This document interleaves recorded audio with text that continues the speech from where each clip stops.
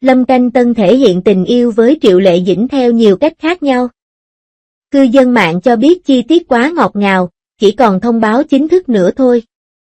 Bạn thấy đấy, ngày nay không còn nhiều thứ trong ngành giải trí có thể khiến mọi người cảm thấy ngọt ngào nữa, luôn luôn có rò rỉ.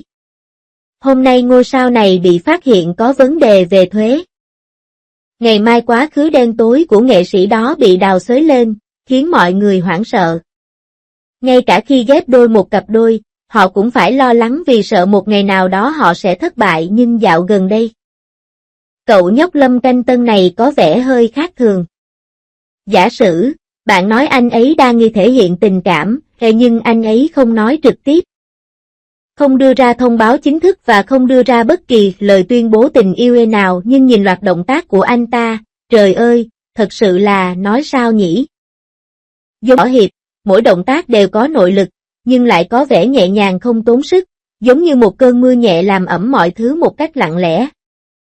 Bạn nói, một người đàn ông trưởng thành, đội mũ có hình con cáo trắng, mặc áo sơ mi ngắn tay có hình một chú thỏ nhỏ nhảy về phía những bông hoa trên ngực, phong cách hội họa này. Nếu là thời cổ đại, chắc chắn sẽ được gọi là hoang phí vì tình, nhưng anh ta là ai, Lâm Canh Tân? Anh ấy chính là tứ đại Mỹ Nam trong gây bộ kinh tâm. Phải mất bao nhiêu nỗ lực mới có thể yêu cầu anh ấy hành động trìu mến và buồn bã, nhưng lần này, anh ấy lại làm mình trông thật xinh đẹp, chỉ để cổ vũ chị Triệu từ xa trước khi bộ phim được ra mắt. Chưa hết, còn nhiều điều tuyệt vời hơn nữa sắp diễn ra, tặng búp bê không phải là một món quà bình thường. Có số ở mặt sau và hình một chú gấu trúc dễ thương. Bất kỳ ai có con mắt tinh tường đều có thể biết, câu này cao cấp và ngọt ngào hơn nhiều so với việc chỉ nói "Ê anh thích em". Điều này giống như các nhà thơ thời xưa viết những bài thơ tình. Thay vì nói thẳng "Ê anh nhớ em", họ viết "Ê trăng treo trên cây liễu, chúng ta hẹn nhau sau hoàng hôn". Ý niệm nghệ thuật sâu sắc và khiến người ta phải lưu luyến. Điều thậm chí còn đáng kinh ngạc hơn nữa là lỗi E404E đột nhiên xuất hiện trong video của trợ lý. Đây chỉ đơn giản là phiên bản hiện đại của E bà mối. Mặc dù chỉ là một chi tiết nhỏ nhưng cũng có thể thể hiện được thiện ý của Lâm Canh Tân. Tại sao chuyện này lại xảy ra? Bởi vì đây là cấp độ cao nhất của giữ ẩm một cách âm thầm, ông không cố ý thể hiện hay công khai một cách rầm rộ. Nhưng ông khiến bạn cảm nhận được ý định của ông thông qua một số chi tiết nhỏ và một số hành động vô tình. Điều này giống như cơn mưa đai nhưng có thể khiến vạn vật hồi sinh và tràn đầy sức sống. Nói như vậy thì Lâm Canh Tân và Triệu Lệ Dĩnh có thể được coi là cặp đôi lâu năm.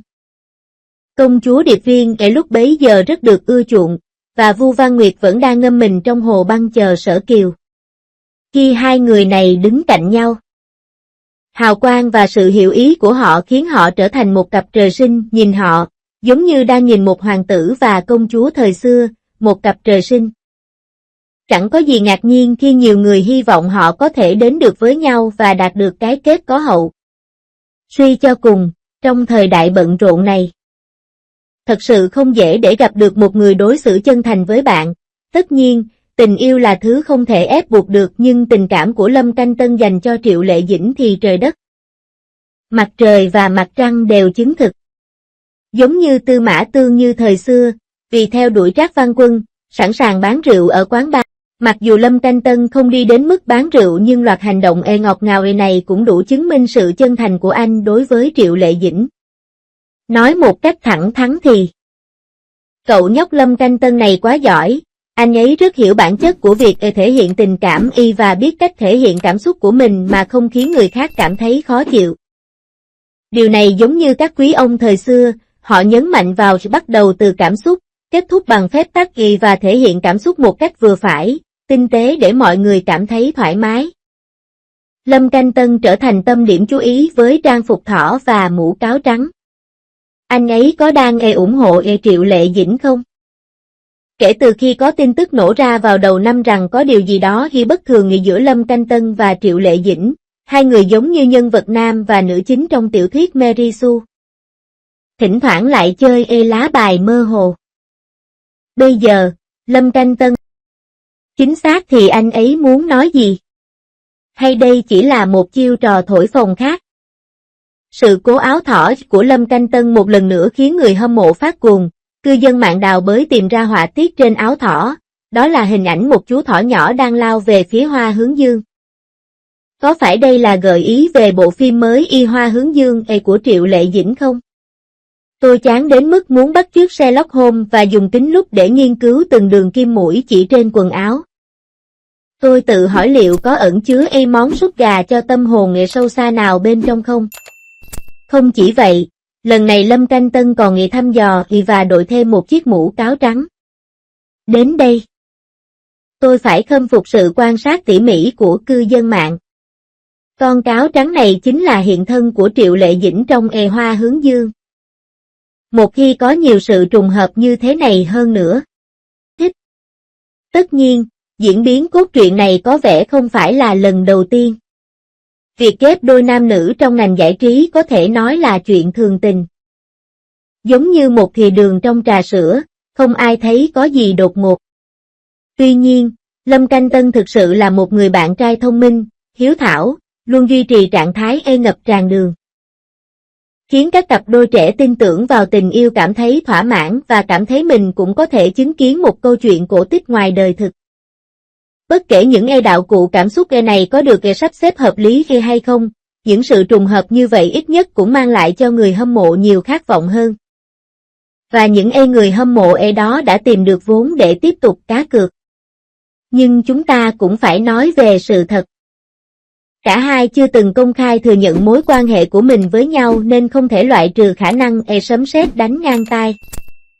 Ngay khi Lâm Canh cô đã bị ép trở thành người phát ngôn độc quyền của Triệu Lệ Dĩnh. Những đồn đoán về các cặp đôi trong ngành giải trí thực sự mang ý nghĩa tiếng kêu của sói. Nhìn từ góc độ khác, độ nổi tiếng của Lâm Chiêu Chính Phú rốt cuộc vẫn trong tầm kiểm soát. Nếu họ thực sự gắn kết với nhau bằng tình yêu thì đó vẫn có thể là một câu chuyện hay. Về việc loại kẹo này có độc hay không? Điều đó hoàn toàn phụ thuộc vào cách khứu giác nhạy bén của chúng ta cảm nhận nó. Trong trường hợp này, nếu Lâm Canh Tân lại tung ra đợt tấn công ngọt ngào nữa, liệu mọi người có nghi ngờ liệu trong đường có độc không? Suy cho cùng, trong ngành giải trí luôn có những câu chuyện bên trong mà chúng ta không thể đoán trước được. Và những mối quan hệ mập mờ này giống như việc họ giữ nụ cười bí mật trong khi chờ quả dưa chín. Chúng ta không thể luôn coi cuộc sống là một. Nếu đây thực sự là một sự kết hợp hoàn hảo thì chúng ta sẽ chờ đợi cho đến khi tấm màn che phủ được vén lên. Hãy cùng xem liệu sự lan truyền đường của Lâm Canh Tân có trở thành một huyền thoại ngọt ngào hay không. Điều thú vị là nhiều người hiện nay nghĩ rằng việc thể hiện tình cảm phải là điều gì đó lớn lao và trang trọng nhưng theo cách riêng của mình. Lâm Canh Tân cho chúng ta biết rằng cảm xúc thực sự thường ẩn giấu trong những chi tiết và thể hiện qua hành động rốt cuộc, nó vẫn giống như câu nói cũ, tình yêu giống như uống nước. Chỉ có bạn mới biết nó nóng hay lạnh. Bất kể người khác nghĩ họ hợp nhau đến mức nào, cuối cùng điều đó vẫn phụ thuộc vào việc liệu hai người có thực sự phù hợp với nhau hay không. Còn đối với Lâm Canh Tân và Triệu Lệ Dĩnh, chúng ta hãy cùng chờ xem tương lai của họ sẽ ra sao. Tôi chỉ hy vọng rằng tất cả họ đều có thể tìm